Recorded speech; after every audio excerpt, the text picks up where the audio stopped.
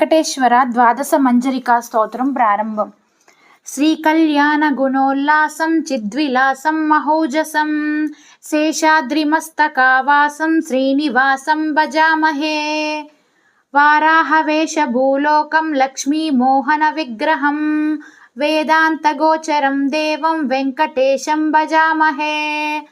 సాంగానామర్చితాకారం ప్రసన్నముఖపంకజం విశ్వవిశ్వంబరాధీశం వృషాధీశం భజామహే.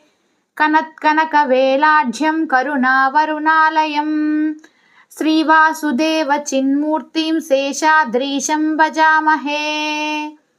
ఘనాఘనం శేషాద్రిశిఖరానందమందిరం శ్రితచాతక సంరక్షం సింహాద్రీశం భజామహే.